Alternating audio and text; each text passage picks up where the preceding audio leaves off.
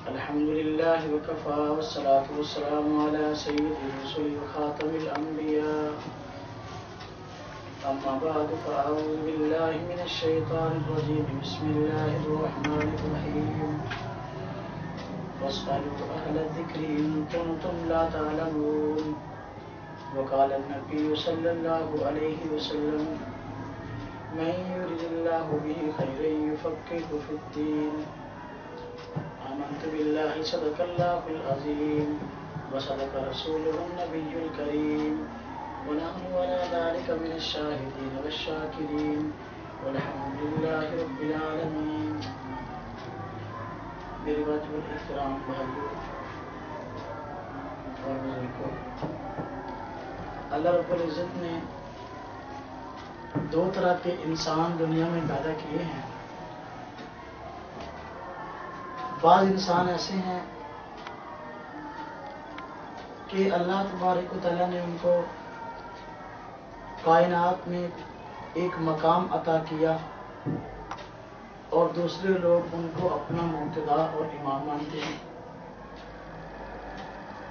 اور دوسرے بعض لوگ ایسے ہیں کہ جن میں یہ صلاحیت نہیں کہ وہ بڑا بن سکے. وہ بڑوں کی باتوں پر عمل کرتے ہیں اور ان سے پوچھ کر زندگی گزارتے ہیں. جب انسان دو طرح کے ہیں، اس کی اصل وجہ یہ تھی کہ دین کے مسائل بھی دو طرح کے تھے. بعض مسائل ایسے تھے کہ ان میں غور و فکر اور اجتہاد کی بہت زیادہ ضرورت نہ تھی، اور ان مسائل کا علم ہر انسان اور ہر مسلمان کو تھا، اور تھوڑی سی کوشش سے ان کا علم اگر نہیں ہے تو ہو سکتا ہے.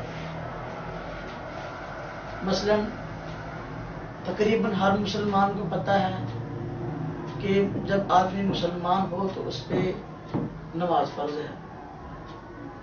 یہ مسئلہ ہر آدمی کو آتا ہے کہ صاحب نصاب ہو تو اس پہ زکوٰۃ ہے. یہ مسئلہ ہر آدمی کو پتہ ہے کہ اگر اس میں جانے کی استطاعت ہو انسان میں تو اس پہ حج فرض ہے. اور یہ ہر آدمی کو پتہ ہے کہ رمضان کے روزے مسلمان آدمی پہ فرض ہیں. یعنی کچھ مسائل ایسے ہیں کہ ہر آدمی کو ان مسائل کا علم ہے. ان میں بہت زیادہ غور و خوض کی ضرورت نہیں پڑتی، لیکن کچھ مسائل ایسے ہیں کہ ان میں غور و فکر کی ضرورت پڑتی ہے اور ان میں تفصیل میں جانے کی ضرورت ہے، اور ان کی تفصیل میں ہر آدمی جا نہیں سکتا. وہی جا سکتا ہے کہ جس کو شریعت کے دلائل پر عبور ہے، قرآن میں عبور ہے اور احادیث پر عبور حاصل ہے، سنت اور غیر سنت میں فرق کر سکتا ہے. تو ایسے مسائل میں جو کہ عام آدمی کو عبور نہ ہو تو اس کو اس آدمی پہ اعتماد کرنا پڑتا ہے کہ جس کو ان مسائل پر عبور ہے اور ان کے دلائل پر عبور ہے. اسی اعتماد کا نام تقلید ہے. اللہ رب العزت نے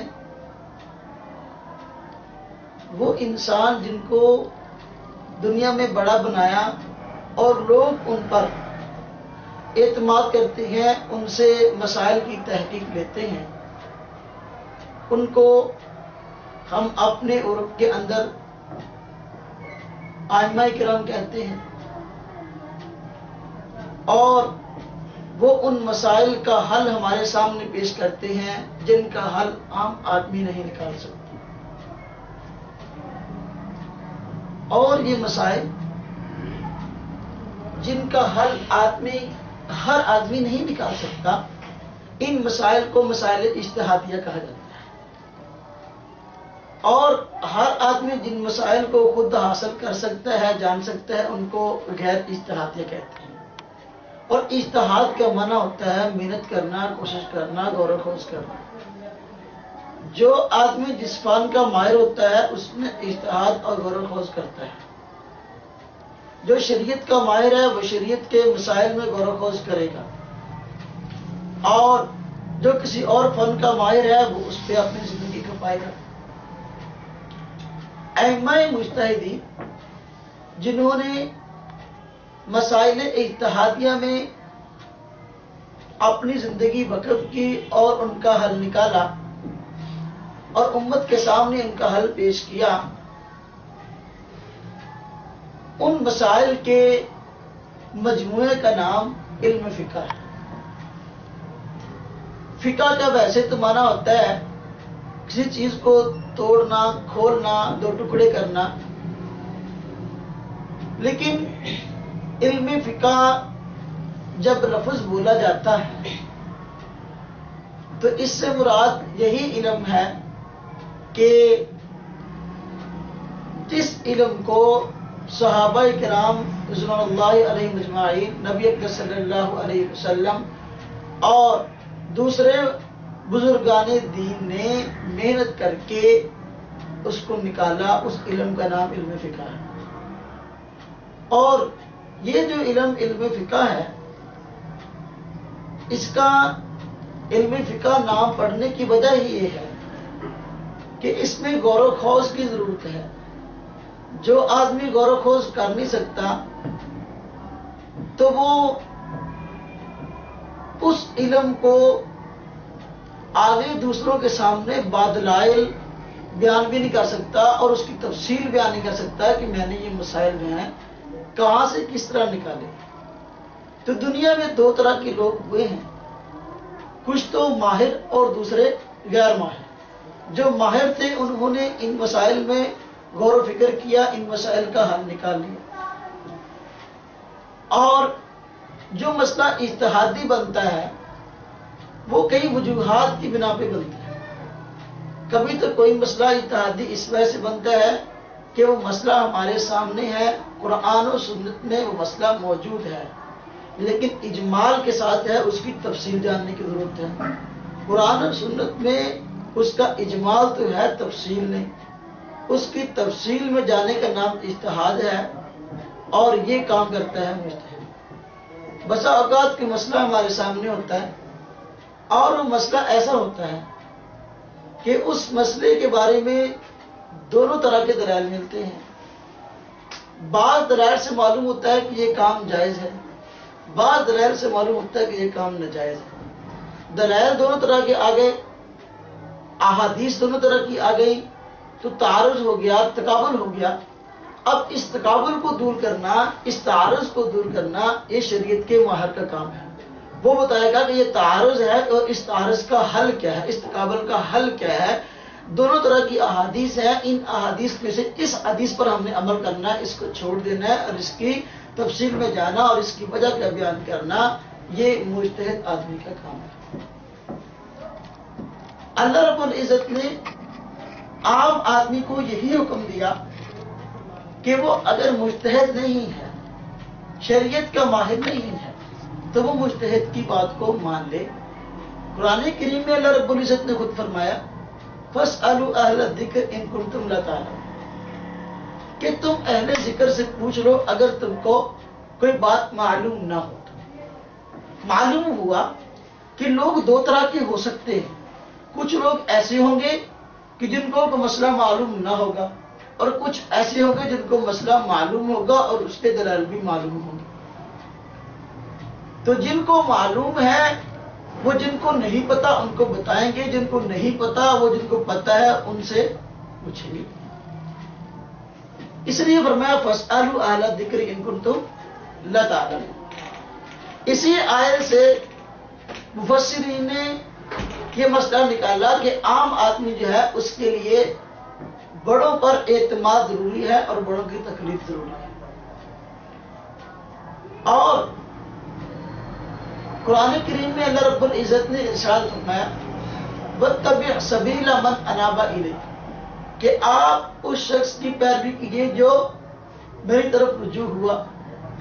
اب اللہ رب العزت کے کلام کی طرف رجوع کرنے والا اور اس کے دلائل کی طرف رجوع کرنے والا وہی آدمی ہوگا جو کہ شریعت کا ماہر ہوگا۔ اس کی اتباع کا حکم دیا گیا.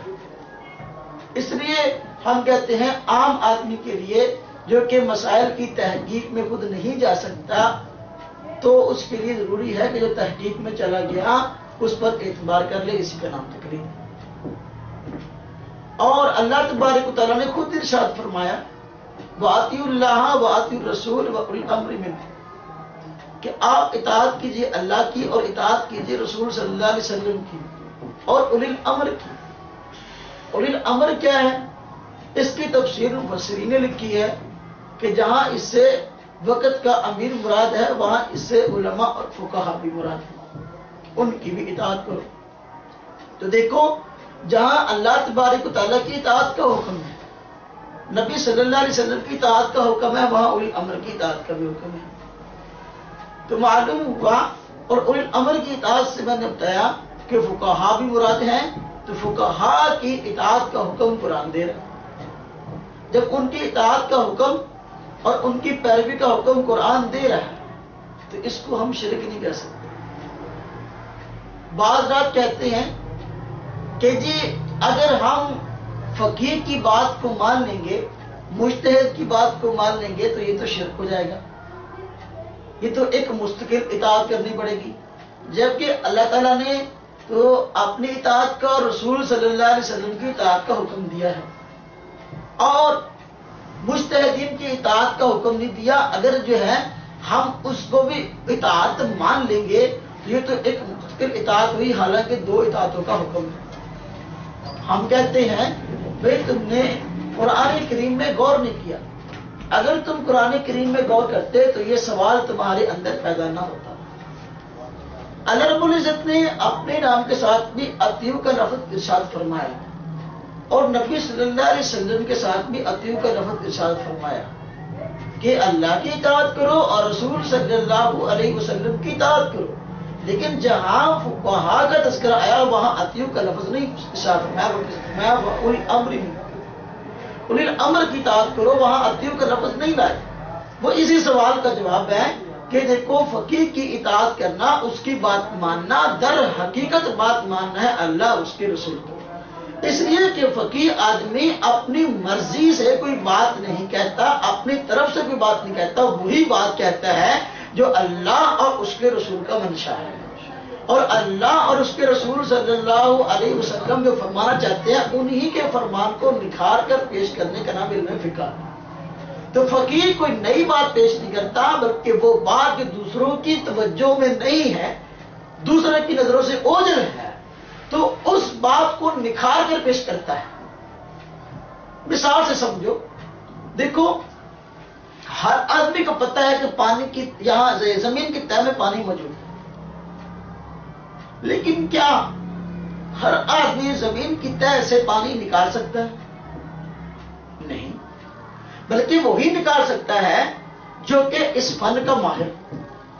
یہ سب کو پتہ ہے کہ یہاں پانی موجود ہے اور نکالنے سے نکل بھی سکتا ہے، لیکن نکالے گا کون؟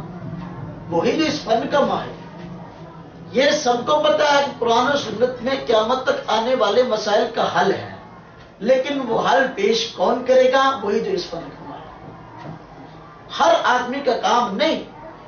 آج غیروں غلط کہتا ہے جی ہر آدمی دین کو خود سمجھے گا، دوسرے سے کیا، دوسروں کے پیچھے لگنے کی کیا ضرورت ہے؟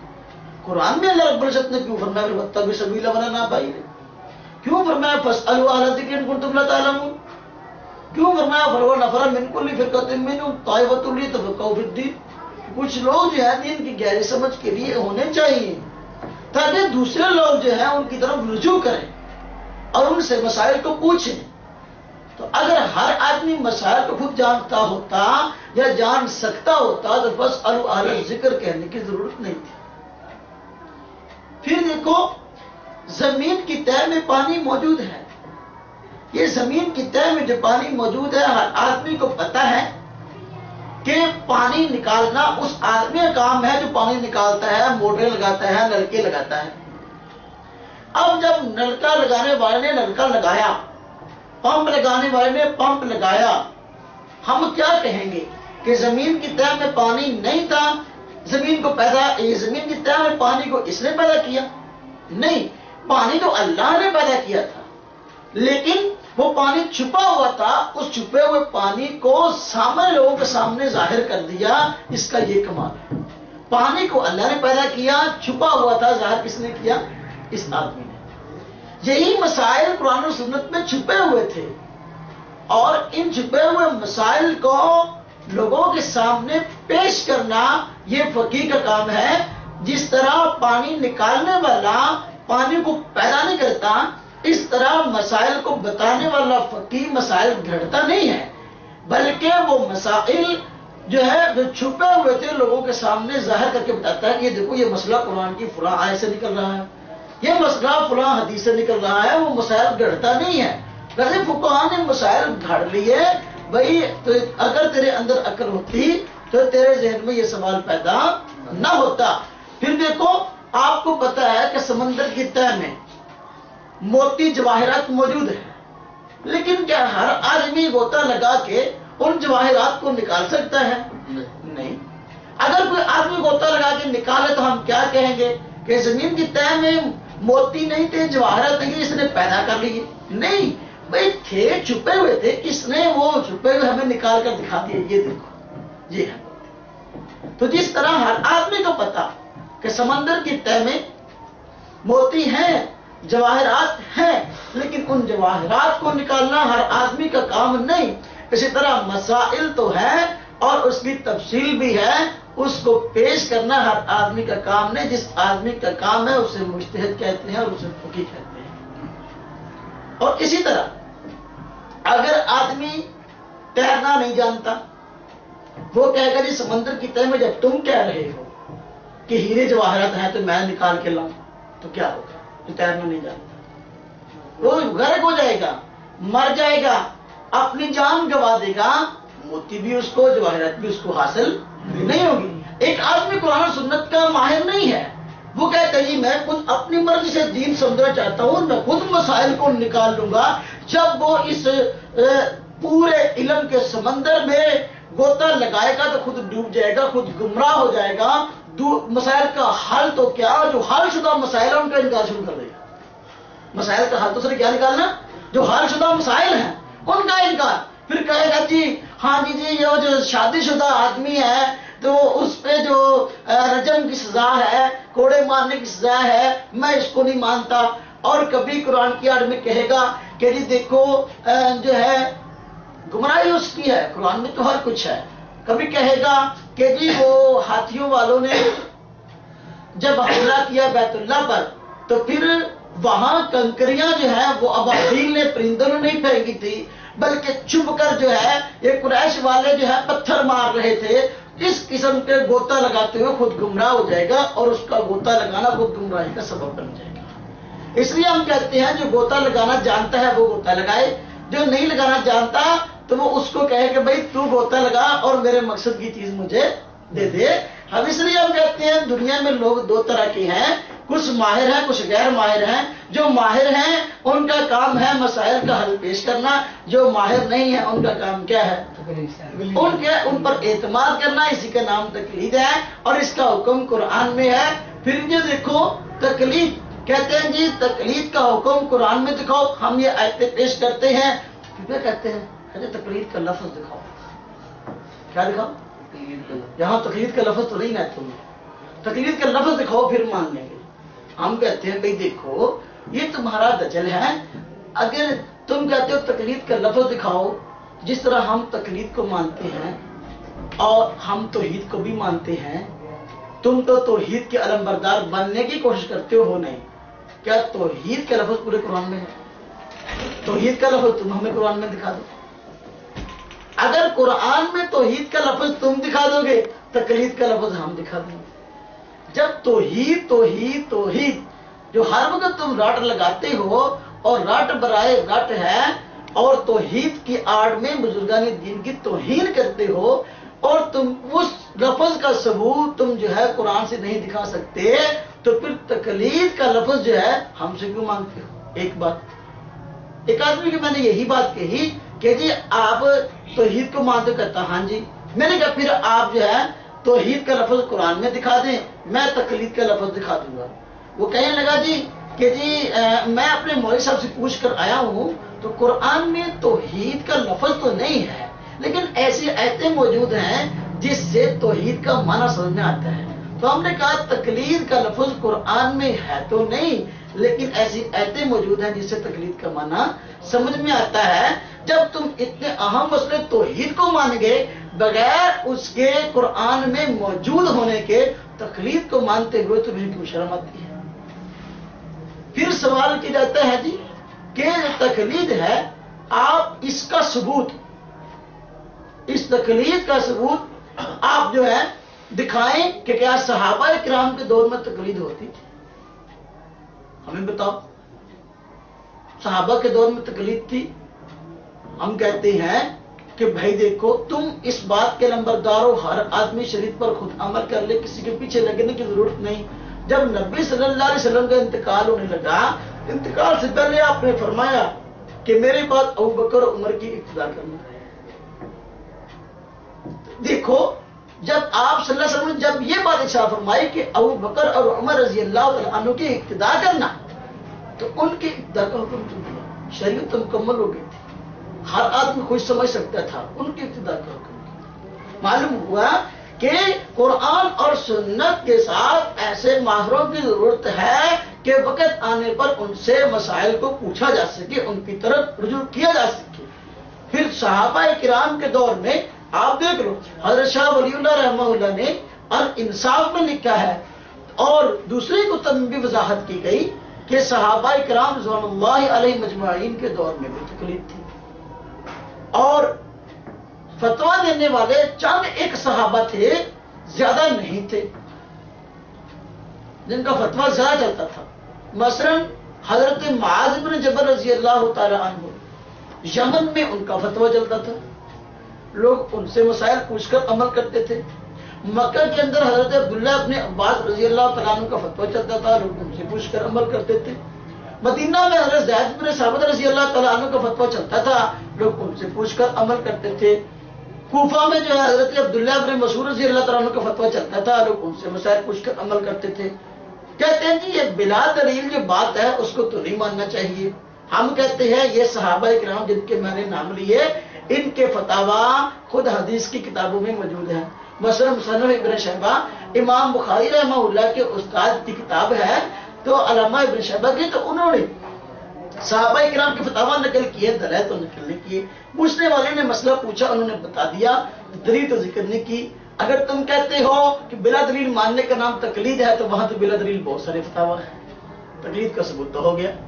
پھر دوسری بات کہ یہ جو صحابہ کرام رضوان اللہ علیہ مجمعین تھے جن کی تقلید ہوتی تھی، وہاں آ کر کبھی کسی نے جھگڑا نہیں کیا تھا کہ جی ہم آپ سے مسئلہ پوچھنا چاہتے ہیں، اس کی دلیل بھی ساتھ بتائیں، کسی نے مطالبہ نہیں کیا۔ کیوں؟ اس لیے کہ اپنے بڑے پر مسئلہ پوچھا ہی اس سے جاتا ہے جس پر اس کو اعتماد ہوتا ہے کہ یہ مسئلہ دلیل سے بتائے گا، اور اس کے پاس دلائل ضرور موجود ہے مسائل کے۔ اب دلیل کا اظہار ضروری نہیں، کرے یا نہ کرے، تو دلیل کا اظہار کر دے گا پھر بھی ٹھیک ہے، دلیل کا اظہار نہ کرے گا تو پھر بھی ٹھیک ہے۔ یہ فتنے میں ڈالنے والی بات ہے کہ جی دیکھو بلا دلیل ہم بات کیسے مانے، کوئی بات جو بلا دلیل ہے وہاں دلیل ذکر نہیں کی گئی، اس کا مطلب دلیل ہے نہیں، دلیل تھی لیکن ذکر کرنا ان لوگوں کو مخاطب کو اعتبار تھا۔ اس نے سوال پوچھا، اس کو اپنے بڑے پہ اعتماد تھا، صحابی پہ اعتماد تھا، اور انہوں نے دلیل نہیں پوچھی، اور تجھے آج اعتماد نہیں ہے جیسے دلیلوں کے پیچھے پڑتے ہیں۔ اس لیے یہ فتنہ تیرے دور کا ہے، یہ صحابہ کرام رضوان اللہ علیہ مجمعین کے دور میں تم تھے نہیں۔ پھر دیکھو اور کہتے ہیں جی دیکھو تم جو کہتے ہو تقلید کرو، ان چار ائمہ کی کہتے ہو، جبکہ صحابہ کرام اس سے افضل ہیں، تو صحابہ کی تقلید کیوں نہیں کرتے؟ حضرت ابو بکر کی تقلید کیوں نہیں کرتے؟ حضرت عمر رضی اللہ عنہ کی تقلید کیوں نہیں کرتے؟ ہم کہتے ہیں جو مسائل اجتہادیہ ہیں، ہم جو ان چار ائمہ کی تقلید کرتے ہیں اور چاروں ائمہ کی تقلید کرنے والے حضرات موجود ہیں، تو وجہ اس کی یہ ہے اور صحابہ کرام رضوان اللہ علیہ مجمعین کے دور میں جو فتاوا انہوں نے جاری کیے، ان چاروں ائمہ میں سے ہر ایک نے جو ہے ان فتاوا کو بنیاد بنایا ہے۔ جن مسائل میں انہوں نے اجتہاد کیا، وہ انہوں نے اس میں نیا اجتہاد نہیں کیا، انہیں اجتہادات کو لے لیا۔ تو جو ائمہ اربعہ کا اجتہاد ہے وہ وہاں ہے جہاں کے پہلے اجتہاد نہیں ہوا تھا. جن مسائل پہ اجتہاد پیش کیا حضرت ابوبکر صدیق نے، حضرت عمر فاروق نے، حضرت عثمان غنی نے، حضرت علی رضی اللہ تعالی عنہ نے، وہ بیان ہی لے لیا گیا، اس کا انکار کہیں نہیں کیا گیا. تم تو صحابہ کرام رضوان اللہ علیہ مجمعین کے متعلق کہتے ہو کہ یہ ان کی سمجھ معتبر نہیں، وہ تو فاسق تھے، وہ تو باغی تھے، اس قسم کی باتیں تم ہمیں کہتے ہو. آج ہم سے سوال کرتے ہو کہ یہ صحابہ کی تقلید کیوں نہیں کرتے؟ تم ڈرتے ہو؟ پہلے ہمیں بتاؤ نا. یہ سارے سوال تم نے چوری کیے ہیں شیعوں سے، اور یہ کوئی سوال تم نے اپنے کمال سے نہیں گھڑا. جو شیعہ اہل سنت پر سوال کرتے تھے، تم نے جو ہے وہ سوال جو ہے وہ ہمارے آج ہم سے پوچھتے ہو.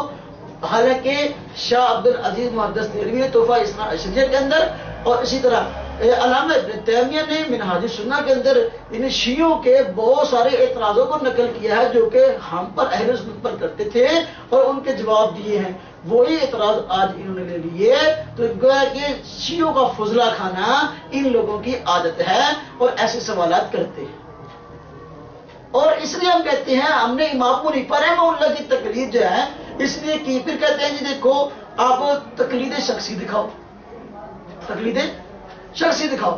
تم جو کہتے تقلید کرنی ہے، ٹھیک ہے جی تقلید ہم کریں گے، لیکن تم جو ایک ہی امام کی تقلید کرتے ہو، سب کی کر لیا کرو، کبھی کسی کی کبھی کسی کی.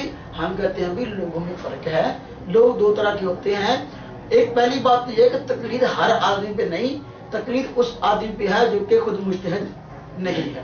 جو مجتہد ہے اس کو تقلید کی ضرورت نہیں، وہ اجتہاد کرے گا.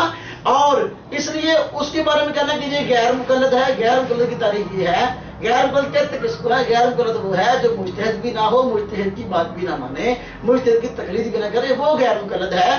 اور امام ابو حنیفہ رحمہ اللہ جو ہے، اور امام شافعی، امام احمد بن حنبل اور امام مالک رحمہ اللہ، یہ حضرات غیر مقلد نہیں تھے. وہ کہتے ہیں جی یہ چاروں غیر مقلد ہی کس کی تقلید کرتے تھے؟ مساوقات یہ سوال کرتے ہیں، اور چاروں ائمہ کس کی تقلید کرتے تھے؟ وہ اللہ کے بندے ہو، وہ تو خود مجتہد تھے. مجتہد کو تقلید کرنے کی ضرورت نہیں. ہم نے کب کہا کہ ہر آدمی پہ تقلید ہے؟ تقلید اس پہ ہے کہ جو کہ مجتہد نہیں ہے. پھر مجتہد بھی کئی طرح کے ہوتے ہیں. کچھ مجتہد مطلق ہے، کچھ مجتہد بالمذہب ہے. جو مجتہد مطلق ہیں ان کو کسی کی تقلید کی ضرورت نہیں، اب وہ خود اجتہاد کریں گے. اور جو مجتہد مذہب ہیں وہ بسا اوقات جو ہے وہ بسا اوقات اپنے بڑے سے اجتہادی مسئلے میں اختلاف بھی کر سکتے ہیں، اس لیے کہ وہ مجتہد ہیں. ان کے پاس اجتہاد ہے اور ان کے پاس علم ہے، علم کی روشنی میں کر سکتے ہیں. اس لیے امام ابو حنیفہ رحمہ اللہ نے اور دوسرے ائمہ کی طرف یہ بات منقول ہے کہ جی ہمارا جو قول تم قرآن و حدیث کے خلاف سمجھو، تم جو ہے اس کو رد کر دو، حدیث کو لے لو. کہ یہ حکم عام آدمی کے لیے، یہ حکم کس کے لیے؟ یہ ائمہ کرام نے اپنے شاگردوں کو کہا تھا، اور ان کے شاگرد جو ہے خود شریعت کے ماہر تھے، مجتہد تھے. ان کو کہا گیا ہر آدمی کو یہ حکم نہیں ہے. خود فتاویٰ نظیریہ کے اندر نذیر حسین دہلوی نے کہا، جن کا شیخ الکل ہے، کہ یہ امام ابو حنیفہ وغیرہ نے اپنے شاگردوں کو کہا ہے، تو ہر آدمی کو یہ حکم نہیں.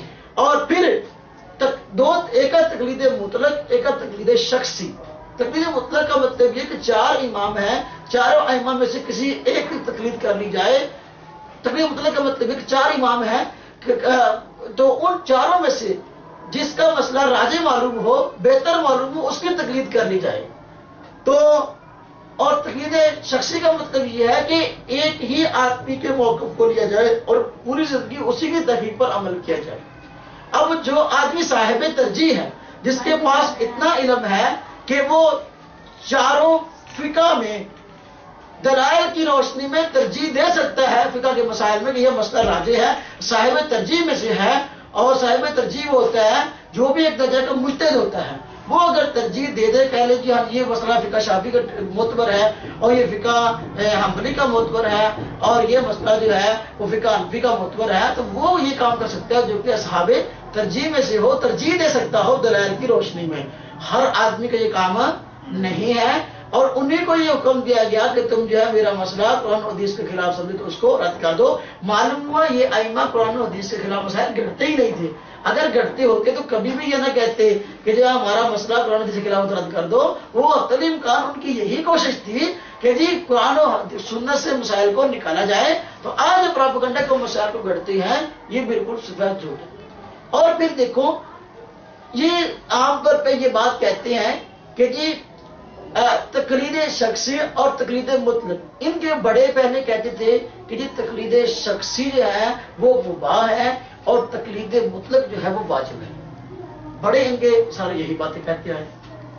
اور آج غیر مقلدین اس بات کا انکار کرتے ہیں، وہ کہتے ہیں تقلید تو شرک ہے، تقلید تو شرک ہے. حالانکہ بڑے ان کے جو ہیں وہ میں نے بتایا کہ وہ تقلید مطلق کو واجب کہتے تھے. تقلید مطلق واجب ہے، کسی بھی امام کی تقلید کر لی جائے، کوئی مسئلہ کسی بھی امام سے لے لیا جائے، اور آج یہ شرک بنا ہوا ہے. حالانکہ یہ فتاوی ثنائیہ ہے اور اس کی جلد نمبر 1 ہے. اس فتاوی ثنائیہ کے اندر کہا گیا تقلید مطلق یہ ہے کہ بغیر تعین کسی عالم سے مسئلہ پوچھ کر عمل کیا جائے جو اہل حدیث کا مذہب ہے. یعنی بغیر تعین کے کسی آدمی سے، کسی بھی ائمہ میں سے کسی امام سے مسئلہ پوچھ لیا جائے، یہ اہل حدیث کا مذہب ہے اور تقلید مطلق جو ہے یہ ٹھیک ہے اور اس میں کوئی اختلاف انہوں نے نہیں کیا. جلد نمبر 1 ہے اور اس کا صفحہ نمبر جو ہے 184 ہے. اس کا صفحہ نمبر جو ہے یہ 254 ہے. اس میں کہا گیا اہل حدیث کا مذہب کیا ہے؟ تقلید مطلق. اور یہ معیار الحق جو ہے نذیر حسین دہلوی، ان کا جو شیخ القول بالکل ہے، اس کی کتاب ہے اور اس نے خود تقلید کی اقسام بیان کی ہے.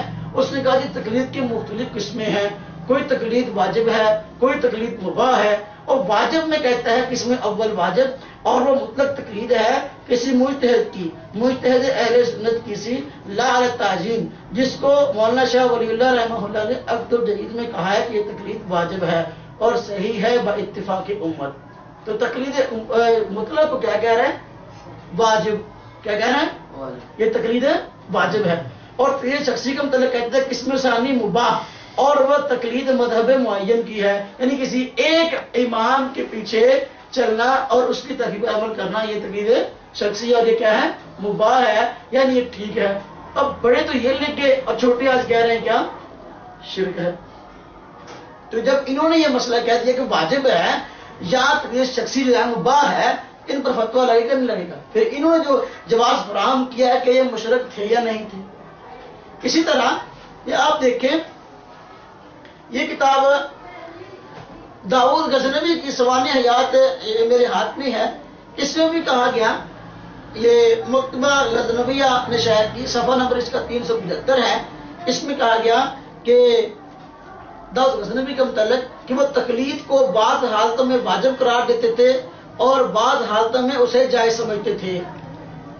نمبر 1، ائمہ اہل سنت میں سے کسی ایک امام کی تقلید کو جو بغیر کسی تعین کے ہو واجب قرار دیتے تھے داؤد غزنوی.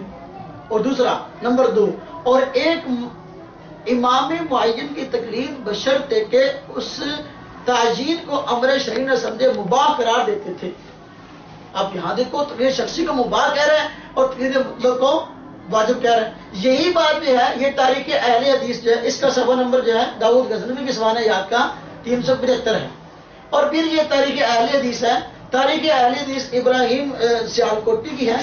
اس میں یہ بات کہی گئی ہے کہ جی اہل حدیث کا مسلک مبین، عنوان قائم کر کے کہا گیا، کیا ہمارے حنفی بھائی ہم اہل حدیثوں کے متعلق یہ خیال رکھتے ہیں کہ ہم تقلید سے مطلقاً انکار کرتے ہیں اور عوام کو تعلیم کرتے ہیں کہ وہ باوجود رسول اللہ صلی اللہ علیہ وسلم کی حدیث یا اقوال صحابہ نہ ملنے کے اور خود بھی کتب متداولہ مشہورہ میں علمی قابلیت نہ رکھنے کے اقوال ائمہ کو معاذ اللہ ٹھکرا دیا کریں اور مادر پدر آزاد ہو کر جو چاہے سو کیا کریں؟ اگر ان کا یہی خیال ہے تو ہم صاف الفاظ میں اعلان کرتے ہیں کہ انہوں نے ہمارا مسلک سمجھنے میں تحقیق سے کام نہیں لیا. آگے پھر دیکھو آگے تفصیل بیان کر رہا ہے وہی نذیر حسین دہلوی والی کہ جی ہمارے شیخ القل کہتے ہیں ہمارے بے نظا اور بے نظیر پیشوا شیخنا، بے نظیر پیشوا شیخنا شیخ القل شمس العلماء حضرت مولانا سید نذیر حسین دہلوی جو ہے کہتے ہیں انہوں نے جن کے علم و فضل اور تقوی دیانت اور سلامت روی بے نفسی میں کسی کو کلام نہیں، اپنی مایا ناز کتاب معیار الحق جس کا میں نے حوالہ دیا ہے، کہتے ہیں اس مسئلہ کو نہایت تفصیل کے ساتھ بیان کیا، جس کا خلاصہ یہ ہے کہ باقی رہی تقلید وقت لا علمی سو یہ 4 قسم ہے. قسم اول واجب ہے اور وہ مطلق تقلید ہے، یعنی وہی بات مطلق تقلید واجب ہے.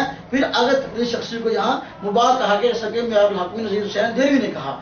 تو ہم کہتے ہیں کہ اگر تقلید شخصی جو ہے یہ مباح نہیں ہے بلکہ شرک ہے، جیسا کہ آج ان کو مسئلہ یہ سمجھا، یا تقلید مطلق پہلے تم واجب کرتے تھے آج تم اس کا بھی انکار کرتے ہو، تو یہ تمہارے بڑے جو ہیں ان پر فتویٰ کیا لگے گا، ایک بات۔ اور دوسرا آج کہتے ہیں جی تقلید جو ہے یہ شرک ہے، ہم کہتے ہیں اگر تقلید شرک ہے تو ہم جو ہے چاہے حنفی ہوں، چاہے شافعی ہوں، چاہے مالکی ہوں، چاہے حنبلی ہوں، تو وہ تو پھر تمہارے ہاں کیا ہوئے، مشرک ہیں۔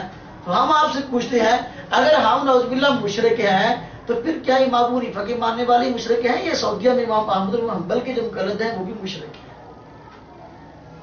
ان کو تو مشرک کہتے نہیں، حالانکہ مقلد تو مقلد ہے، چاہے امام ابو حنیفہ کا مقلد ہو چاہے امام احمد بن حنبل کا مقلد ہو، وہاں جا کر چونکہ ریال لینے ہیں، وہاں پیسے کا چکر ہے، کاسالسی کر کے، منتیں کر کے، ان کی جوتیاں سر پہ اٹھا کے اور کئی طرح کے جھوٹ بول کے وہاں ان سے پیسے لینے ہیں، اس لیے ان کو تو توحید پرست کہہ رہے ہیں اور ہمیں مشرک کہہ رہے ہیں۔ یہ دورہ معیار تم نے کیا، اگر کہنا ہے تو ڈنڈے کی چوٹ پہ ان کو مشرک ہو تو ہم بھی تمہیں دیکھیں، اگر ہمیں مشرک کہتے ہو تو پھر ہم آپ سے اگلی پوچھتے ہیں، اگر ہم مشرک ہیں تو ہم آپ سے پوچھتے ہیں کیا ہمارے پیچھے نماز ہو جائے گی؟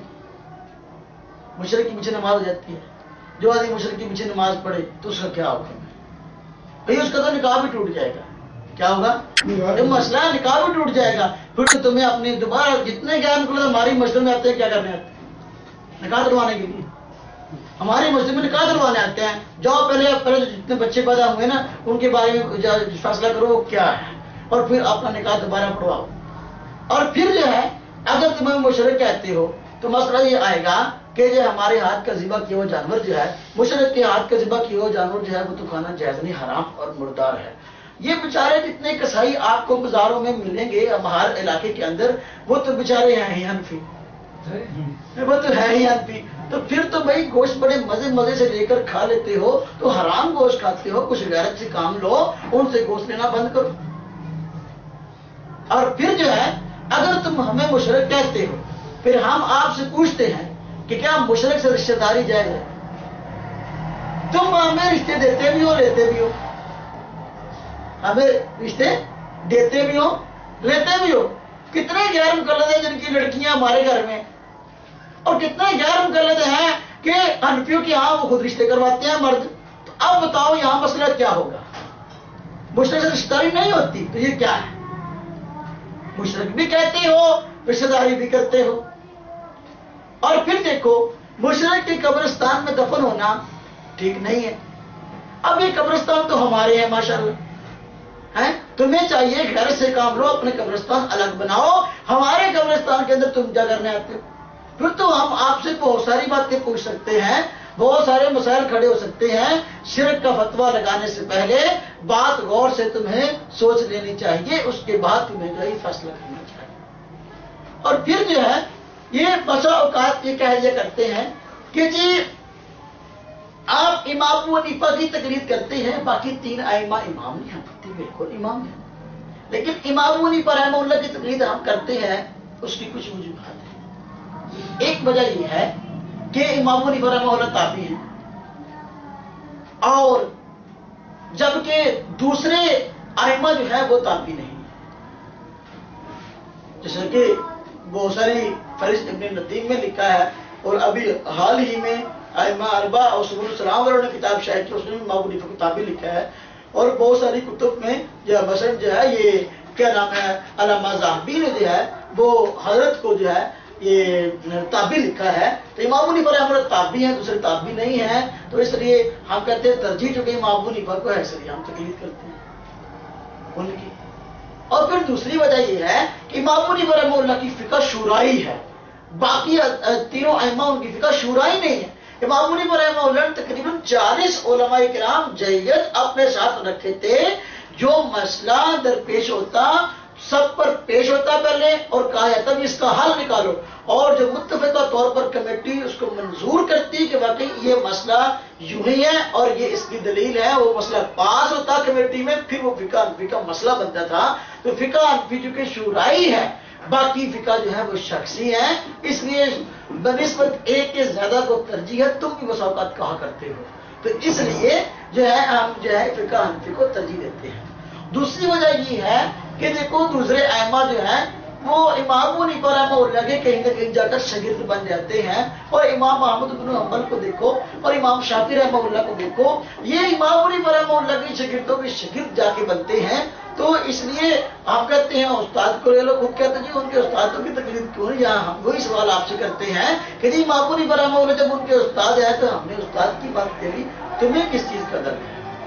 اور پھر دیکھو ہم کہتے ہیں کہ بھئی دیکھو اگر تم نے ہم سے چیڑی کرنی ہے تو ہم امام ابو حنیفہ کی تقلید کرتے ہیں، تمہیں امام شافعی کی شروع کر دیں۔ کبھی کبھی چھیڑنے کے لیے کہتے ہیں جی کیا میں امام شافعی کی تقلید کر سکتا ہوں؟ ہم کہتے ہیں کہ بھئی یہ تیری بات زبان پہ تیرے دل میں نہیں ہے، دل سے اگر ہم سے پوچھ امام شافعی کی تو تقلید کر سکتا ہے کہ نہیں؟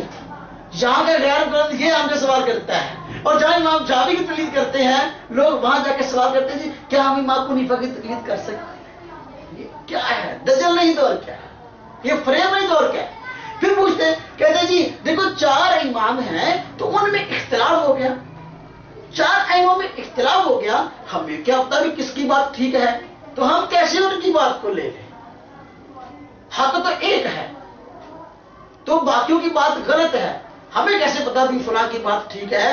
تو جب ان میں اختلاف ہے تو ہم بات کیوں مانیں ان کی؟ مطلب یہ ہے پھر تو اختلاف ہر مسئلے کے اندر ہوا ہے۔ دیکھو جتنے بڑے بڑے علوم ہیں، ہر علم کے جو امتیازی مسائل اور اصول ہیں ان میں اس فن کے اہل علم جو ہے ان کا اختلاف ہوا ہے۔ اسماء اور رجال کی کتابیں دیکھ لو، ایک آدمی کو سکہ اور غیر سکہ کہنے میں مسابقت اختلاف ہو گیا، آپ کیا اس کو چھوڑ دیں گے؟ اس علم کا انکار کر دیں گے؟ حدیث کو صحیح اور ضعیف کہنے میں اختلاف ہو گیا محدثین میں، کیا اس کو چھوڑ دیں گے؟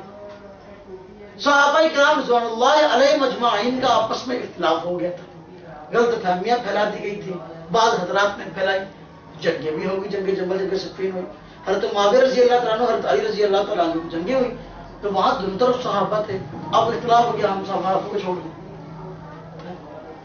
بھائی ایسا نہیں ہوا کرتا کہ اختلاف ہو جائے تو اختلاف سے جانچ کرنے کے لیے سب کو ہی چھوڑ دو، نہیں، بلکہ آدمی کو جس جانب ترجیح معلوم ہو اس ترجیح والی بات کو لے لے، جس کو معتبر سمجھے اپنے ہاں دلائل کی روشنی میں اس کو لے لے، اس کا انکار یہ کوئی بہانہ نہیں ہے۔ انکار میں نے بتایا کہ ایسا ہو سکتا ہے کہ اختلاف ہو جائے لیکن اختلاف کرنے والوں میں سے کوئی بھی جھوٹا نہ ہو، دونوں سچے، ایسا ہو سکتا ہے، اور اس کا ثبوت تو قرآن اور حدیث سے ہے۔ دیکھو نبی کریم صلی اللہ علیہ وسلم نے جب غزوہ بنی قریظہ ہوا، صحابہ کرام کو بھیجا کہ بھئی تم نے عصر کی نماز وہاں پڑھنے، اب اختلاف ہو گیا صحابہ کا، اب وہ رستے میں جب گئے نا تو عصر کی نماز کا وقت ہو گیا، وہاں بھی پہنچے نہیں، اختلاف ہو گیا، بعض نے کہا جی آپ کو فرمایا تھا کہ وہاں جا کے پڑھنی ہے، لہذا اب اگرچہ یہاں وقت شروع ہو گیا ہے لیکن ہم تو وہیں جا کے پڑھیں گے۔ بعض نے کہا نہیں یار آپ صلی کو فرمانے کا یہ مقصد نہیں تھا، بلکہ مقصد یہ کہ جلدی جلدی پہنچو وہاں، یعنی پہنچو تو عصر کا وقت اس وقت ہو، مطلب یہ تھا کہ جلدی جلدی پہنچ جاؤ، اس لیے ہم نہیں پہنچ سکے، نماز کا ٹائم ہو گیا، ہم اپنے وقت پہ پڑھ لیتے ہیں۔ بعض نے وہاں پڑھ لی، بعض نے یعنی جہاں نماز کا ٹائم ہو گیا رستے میں، بعض نے رستے میں پڑھ لی، بعض نے آگے جا کر جہاں بنو قریظہ کے علاقے میں جا کے وہاں جا کے پڑھ لی۔ اب دیکھو اختلاف ہو گیا، آپ صلی اللہ علیہ وسلم کے سامنے یہ معاملہ بعد میں پیش ہوا، یعنی اس طرح معاملہ ہوا کہ بعض نے تو رستے میں نماز پڑھ لی، بعض نے آگے جا کر آپ نے کسی کو وروت نہیں کرا، اختلاف تو ہو گیا، تو معلوم ہوا کہ بسا اوقات ایسے ہو سکتا ہے اختلاف ہو جائے ان میں سے کوئی بھی غلط نہ ہو، کسی کو بھی ہم جھوٹا نہ کہیں، کسی کو بھی ہم کافر نہ کہیں، کسی پر فتویٰ بازی نہ کریں، ایسا ہو سکتا ہے، اس کا حکم تو قرآن میں بھی ہے۔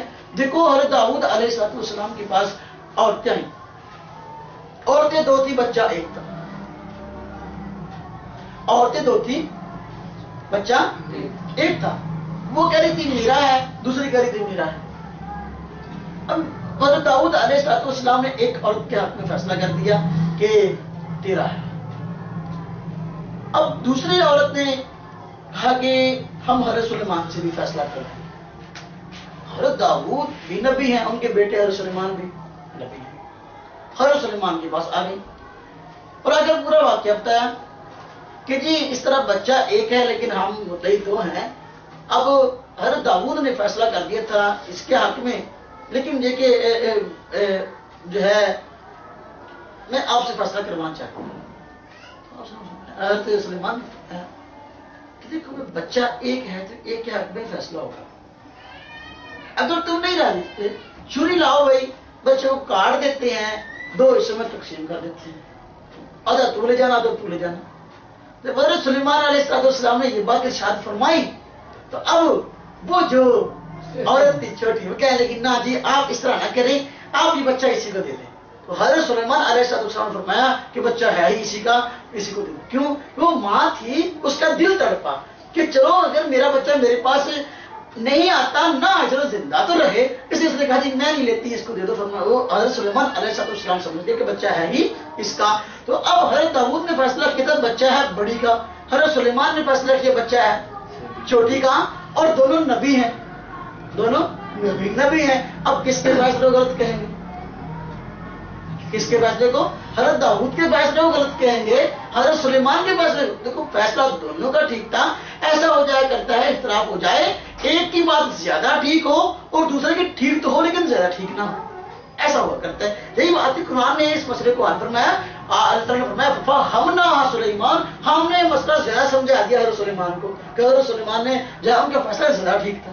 یہی اختلاف کا حال ہے حضرت معاویہ حضرت علی رضی اللہ تعالیٰ عنہ کے مسئلہ میں کہ دیکھو اختلاف ہوا، بات حضرت معاویہ کی بھی ٹھیک تھی اور بات حضرت علی کی بھی ٹھیک تھی. اختلاف تھا اہل حق میں، دونوں جو ہیں وہ حق پر تھے، لیکن زیادہ جو ہے بات ٹھیک تھی حضرت علی کی. حضرت معاویہ کی بات ٹھیک تو تھی لیکن حضرت علی کے مقابلے میں زیادہ ٹھیک نہیں تھی. اس اجتہادی خطا یہ مجھتے سے اجتہادی خطا ہو جائے تو اس کے لیے ایک اجر ہوتا ہے، گناہ تو اس کو بھی نہیں ہوتا. آپ صلی اللہ علیہ وسلم فرمایا کہ مجتہد جو ہے وہ اگر اجتہاد کرے، اجتہاد ٹھیک ہو تو فلاح و اجران، اس کے لیے 2 اجر ہیں، اور اگر اجتہاد غلط ہو تو فرمایا فلاح و اجر، اس کے لیے 1 اجر ہے. تو ثواب ہی ہے بھائی، گناہ تو ہے ہی. تو یہ جو گناہ کا چکر تم نے یہ حدیث کے خلاف نہیں کیا. دیکھو معلوم ہے ایسا ہو سکتا ہے اختلاف ہو اور اختلاف میں کوئی بھی جو ہے ہم اس کو گناہ گار نہ کہیں اور دونوں کو ہم کہیں کہ نہیں بھائی دونوں کا احترام ہے، یہ بات ٹھیک ہے. یہی بات ائمہ کے متعلق کہہ سکتے ہیں کہ جب ائمہ میں اختلاف ہوا ہے تو ان کا اختلاف کرنا ٹھیک ہے. جب مسئلہ اجتہادی ہے، ہر آدمی اپنی عقل اور اپنے علم کی بنا پہ اس میں غور و فکر کرے گا تو ہر آدمی کا علم اور عقل برابر نہیں، اختلاف محال ہو جائے گا. اس طرح جو صحابہ کرام میں اجتہادی مسائل کے اندر ہو گیا، جب صحابہ میں ہو گیا ہم صحابہ کو چھوڑ دیں گے، نہیں ایسی بات نہیں ہے.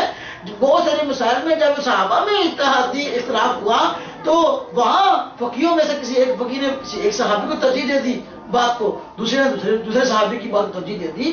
اس طرح جو اختلاف صحابہ کرام میں ہو گیا، یہ فقہاء کرام میں ہو گیا، وگرنہ بھی ایسی بات نہیں تھی. آج یہ سوال کرتے تھے امام حنیفہ رحمہ اللہ کے شاگرد جو ہے امام بن یوسف، امام محمد، وہ تو خود امام حنیفہ کی بات نہیں مانتے، تو انہوں نے کتنے مسائل میں اختلاف کیا امام حنیفہ سے، تو معلوم ہو امام حنیفہ نعوذ باللہ جھوٹ. عجیب بات ہے کہ بھئی دیکھو یہ بات غلط ہے. ہم نے کہا اگر چھوٹا ادب میں رہ کر بڑے سے اختلاف کرے جبکہ چھوٹا بھی باصلاحیت ہو تو اس کو نافرمانی نہیں کہا جاتا کہ چھوٹا اختلاف کر سکتے جبکہ چھوٹا بھی باصلاحیت ہو، اور اس کو نافرمانی نہیں کہتے. جیسا کہ دیکھو ادھر حضرت داؤد ہے اور ادھر حضرت سلیمان ہے. حضرت داؤد جو ہے وہ باپ ہے، حضرت سلیمان بیٹے ہیں. اختلاف ہو گیا، ادب میں رہ کے اختلاف کیا گیا، اس اختلاف کو برا کون کہتا ہے؟ اگر وہاں اس دور میں غیر مقلد ہوتے تو نعوذ باللہ حضرت داؤد کو جا کہتے تیری بات تو تیرا بیٹا نہیں مانتا، ہم کیسے مان لیں؟ کیا کہتے کہ تیری بات تو تیرا بیٹا حضرت سلیمان نہیں مان، تیرے فیصلے کو تو اس نے نہیں مانا ہے تو ہم کیسے مان لیں؟ تو آج کہتے جی امام حنیفہ کی بات تو ان کے شاگرد نہیں مانتے، ہم کیسے مان لیں؟ بھائی وہ شاگرد تھے، وہ تو بھائی میں نے بتایا کہ وہ تو مجتہد تھے. تم مجتہد ہو، آؤ ہمارے سامنے، ہم تمہارے اتحاد کو دیکھیں کہ تمہارے اندر اتحاد کی صلاحیت کتنی ہے، ہم تمہارے اتحادوں کو جانتے ہیں. پھر دیکھو بولے تو وہ کہ جن کے اندر آپس میں خود اختلاف نہ ہو، اور جن میں خود آپس میں اختلاف ہو تو وہ کیسے بول سکتے ہیں، ہمیں یہ بات سمجھ میں نہیں آتی. یہ ایک مستقل موضوع ہے، انشاءاللہ اس پر ہم تفصیل سے بات کریں گے کہ آپس میں ان کے جھگڑے اور ان کے آپس میں فتویٰ بازی کیا ہے. لیکن سرے ہم کچھ حوالے آپ کے سامنے پیش کرنا چاہتے ہیں. دیکھو یہ میرے سامنے ہدیۃ المسلمین کتاب ہے، یہ لکھی ہے زبیر علی زئی جو ان کا بہت بڑا محقق بنتا ہے، کہتے ہیں جی آج کے دور کا بہت بڑا محقق ہے. تو یہ کتاب ہدیۃ المسلمین لکھی گئی اس کتاب میں خود یہ شائع اس کو کیا ہے افضل عصری نے، اور اسی نے نظر ثانی اس پر کی تھی. تو مسائل میں ان کا آپس میں اختلاف ہو گیا. زبیر علی سے کچھ کہتا ہے اور خود جو ہے وہ شائع کرنے والا، نظر ثانی کرنے والا افضل عصری کچھ کہتا ہے. مثلاً دیکھو اب سفر جو ہے، سفر کتنا ہو، کتنے دن کا کرے تو نماز قصر کی جائے گی، اس میں اختلاف ہے. زبیر علیہ صحیح نے کہا جو لوگ معتدل سفر کی تحدید 3 دن کے اندر کرتے ہیں ان کے پاس کوئی صحیح دلیل نہیں. جبکہ اس کے حاشیہ میں افضل عصری کہتا ہے